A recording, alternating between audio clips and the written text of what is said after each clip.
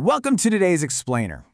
Today we're taking this absolutely fascinating journey straight into the mechanics of the human mind, and literally the very words we use to express our reality. We're going to unpack some really brilliant source material on the philosophy of science, and together we're going to unlock the actual operating system of the brain. Sound good? Let's get into it. So I want you to think about this for a second. Why do we never stop asking questions? Seriously, from the very moment we can speak, we're constantly asking why about the sky, the grass, the stars, right? Well, today, we're going to ground some incredibly deep, kind of abstract philosophy right into this shared everyday human experience. Because honestly, realizing that this single, unyielding habit of asking why is the actual foundation of all science and knowledge, that is a total game changer. Okay, let's dive right into our roadmap for today. We've got a 5-step deconstruction coming up.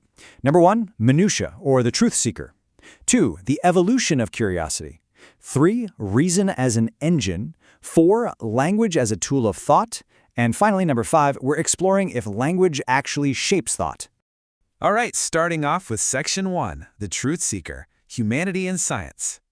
There is a massive contrast between merely having a brain and actively using it. We've all heard the term Homo sapiens, right? The thinking man. We usually say our intellect is what separates us from other creatures. But the philosopher Bakhtiar points out something brilliant. He says it's actually much more accurate, especially in the realm of science, to call ourselves Homo quaerens, the human who constantly asks questions and seeks truth. We don't just think randomly, we actively hunt for answers. And this pursuit, it isn't trivial at all. Surya Sumantri's 2010 work highlights that our ability to think is the true genesis of science. We don't just stop at what we see or hear, just raw sensory experiences. We actually systematize them. And if you look at it through a broader religious or ethical worldview, this intellectual capacity is viewed as a divine gift. It's literally an entrusted responsibility to use this scientific knowledge for the welfare of the universe. So it's not just about knowing things, it's about the profound responsibility of knowing. Moving right along to Section 2, the evolution of curiosity, the spark of inquiry. We so often think of curiosity as just, a fleeting emotion or maybe a cute personality quirk. But our source material makes it super clear. Curiosity is a natural, biological drive. It is the very seed of all scientific inquiry. Think about it.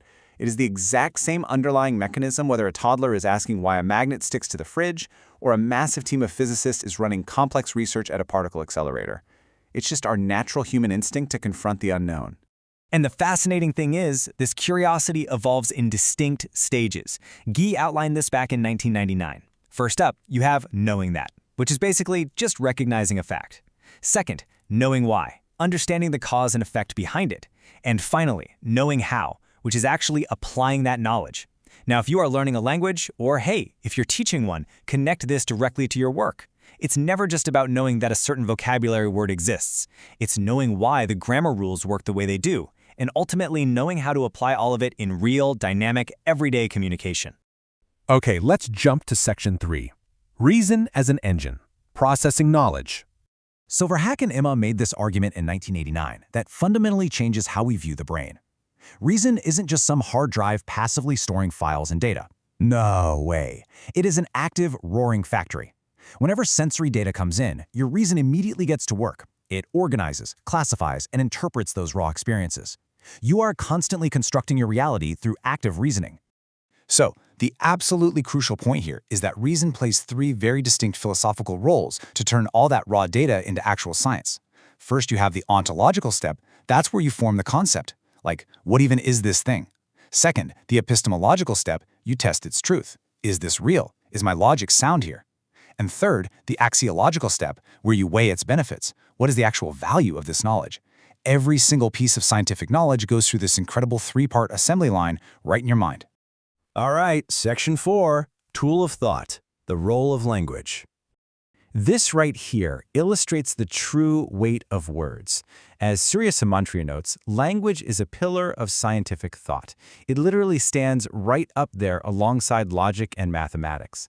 I think we often mistakenly view language as just, a way to casually chat with a friend or write an email.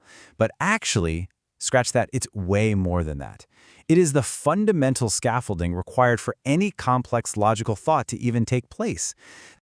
Let's break these functions down really quickly. First and foremost, it's a tool of thought. Without it, you simply can't build clear concepts or arguments. Period. But more importantly, it allows for intersubjective communication, which is just a fancy way of saying scientists can test and verify each other's ideas. And finally, it ensures knowledge survives across generations. So, for those of you watching who are future educators or just language enthusiasts, pay close attention to this. The grammar and vocabulary you are teaching are not just basic communication skills. You are handing your students the very instruments that shape how humanity views and organizes the entire world.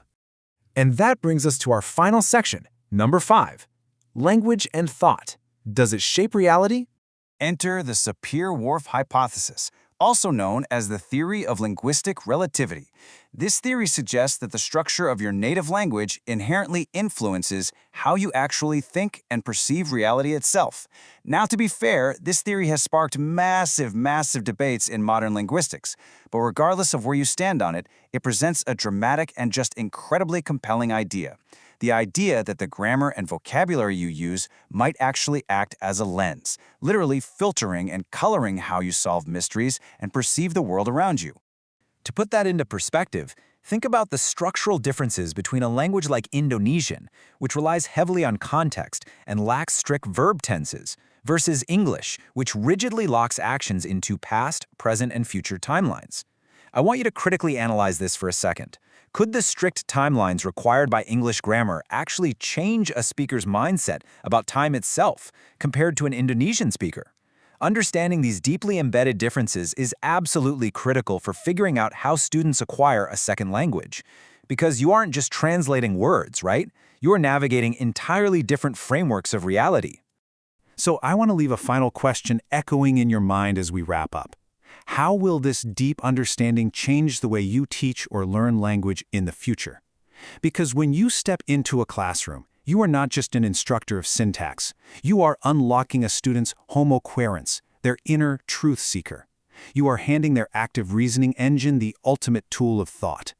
I really hope this explainer has shown you the immense, awe-inspiring responsibility and power that comes with understanding the philosophy of language. Thank you so much for joining me on this journey today. Keep asking questions, keep learning, and I'll see you in the next one.